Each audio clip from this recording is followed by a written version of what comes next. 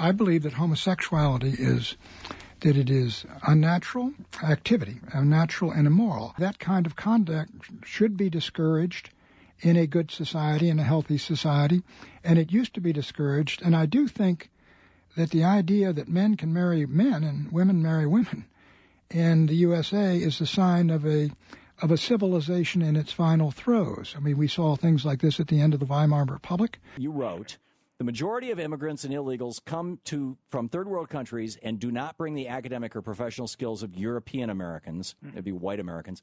The decline in academic test scores here at home and in international competition is likely to continue as more and more of the children taking those tests will be African American and Hispanic. A lot of people are taking what you're saying as code for, inferior genes. Yeah, please tell me that's not what you're talking about. Well, don't know anything about genetics or something like that. What I'm saying is these are the test scores, and we haven't been able to. So do you disavow that? Pardon? Do you disavow that idea? That well, I don't know anything about it. I mean, look, come 2050, which mid-century, there will be 135 million Hispanics in the United States of America, and I think socially and culturally, if not politically, the Hispanic population basically will have as much in common with Mexico as it does with the United States.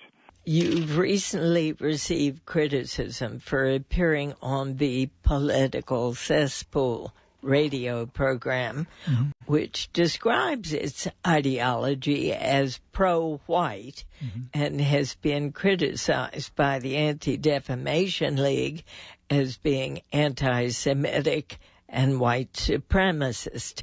Do you regret appearing on the program?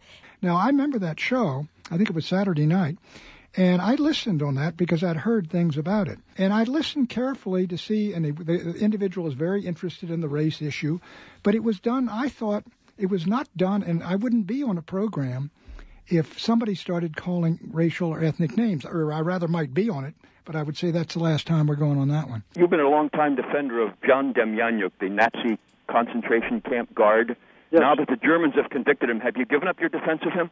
No, as you know, he spent 10 years in Israel and was sentenced to hang for being a Nazi guard at Treblinka. And all of a sudden, as he was about to be led to the gallows, Pat Buchanan was proven right that it was a case of mistaken identity. And when the Soviet archives were opened up, they got a picture of the real Ivan the Terrible.